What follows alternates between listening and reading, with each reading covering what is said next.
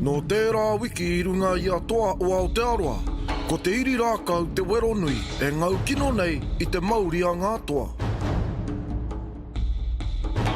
Just sort of counting, that's not working, and then you sort of tune into a pātere, and then you start feeling pain kicking in, so you tune out on that, and by the time it's all over, eh?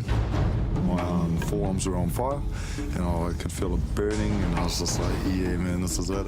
Once your hand kind of slips, hey, that's it for you, man. You just, only a matter of time, really. He tātai rākau. The expectancy was that Joel would have that round, purely for the fact that he's had previous experience in the T.O.A series. Ko Joel, rāo ko tamatea. He really tested me out and gave me a good opportunity to really step up to the mark. E whawhai nui te whai atu ana. Paparaka is a bit smaller this year, so it gets you fighting, you can't really run away as much. Ko Joel I eke ki te tātai tuatahi. We all sort of knew that Joe would have the upper hand. Kia hiwara, kia hiwara.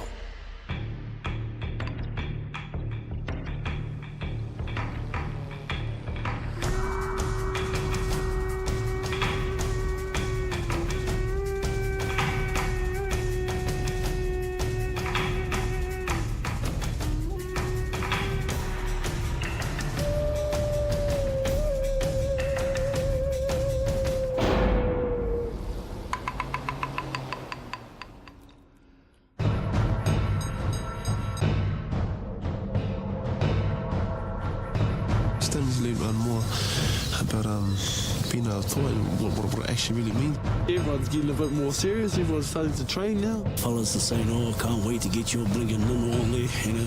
There's a slight tension in between the boys now that they know who they're fighting. I don't really take much notice. I'm worrying about myself now that we're getting into things. This is what I come here for. Tū te hihi, tū te wana, tū te ranga ki runga ki tōna whaipa. Uhi, wero, para mai te toki, haumi e hui e, tai ki e. Nau mai hara mai ki a toa, toa o Aotearoa. A gathering of Maori warriors from throughout the land, who come together to compete for the ultimate title of Toa o Aotearoa. Up next, we continue with the opening round robin, with two more toa set to fight. Nō reira, kia tahuria ke tātou. Ko te tātai tuarua tēnei a te rārangi whawhai, kai a Cairo hunuhunu, rāua ko Kemara Kennedy.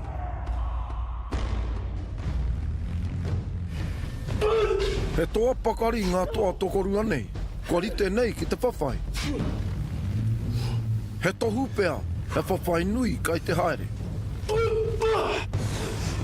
I'm going to take a slightly different approach. It's basically going to be, what can I do to force a zero? Whatever he's going to do, I'm going to hope to use the same as what he's doing, and then we'll just see where it goes from there. Kemara's a few years my junior, and he's got experience. He's also got fitness, skill. Kia ora, Kemara. Our fight today, brother, it'll be a privilege to face you on the fighting arena. Go in hard, come at me hard, because today, once we're on those grounds, I will say there will be no limitations. Kia ora. Sizing him up for the first round, at least half the round, just to see where he's at, his reactions, how quick his reactions are. Just different combinations, whether he's got 1-2s or just all ones, if he's a left or a righty, if he's all head or neck or body shots, just size them up for a bit, and then I know hopefully hone into them. I think we're all here for the same kaupapas. Can't really show some aroha or, fight as a fight. So I wouldn't go too easy on the alpha. He looks deceiving, so I'm not going to hold that against him. I reckon it's going to be a good fight. I think he's got a few tricks up his sleeve, so I'm going to keep an eye out for those ones. Awa, kua tūtaki anō T.O.A e taku papa, tēnā tukuna kia rere. No holding back, because I'm not going to hold back on you. And after the fight, we can go back home and have a good yarn about it. So kia kahala, Mauri Toa. Kei te papahoro rākau, te wāhi kori mā ngā toa. Kōrite!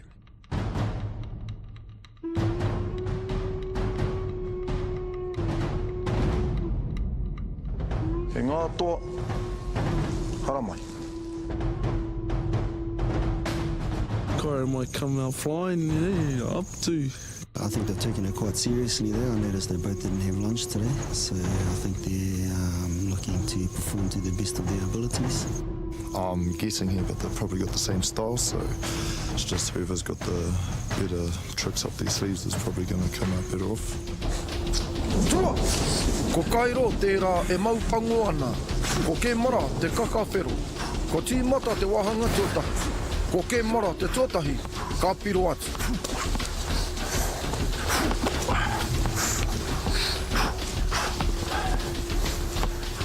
Apa a Kemara ki te pane o Cairo. Piro! He pāpā noa te mahi a Kemara ki tana hoariri. Ka u, ka whaipiro tonu. Piro! Ka ata tiro atu ngā toa. Tētahi ki tētahi. Kai hea he puaretanga.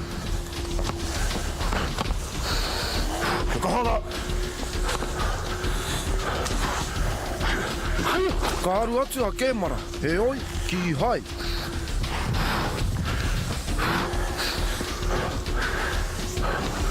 Tiro kaunoa ki mi kaunoa.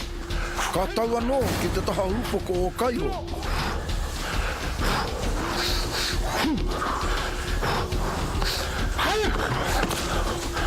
Haere tonu. Kua tau ngā toa ki tēnei o ngā tātai rākau. Wāhanga tuatahi. Ka wero atu a Kemara ki te ringa tonu o Cairo, ko Repiro. Ka whakamātau atu ki te puku, he paiwe nei koringa a Kemara. Ka pai te mahi he ngā toa, te whahatonu. Ka pai tā korua mahi. He tatari pea tā Cairo ki te paunga o tēnei wāhanga. Ia tonu ia. Ka uru tomo mai a Kemara, ka au. Piro!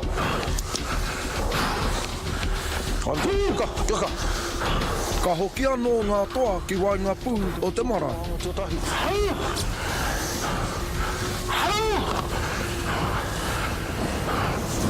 Hare ki ngā pātu. Mai a te kāhui o ngā toa.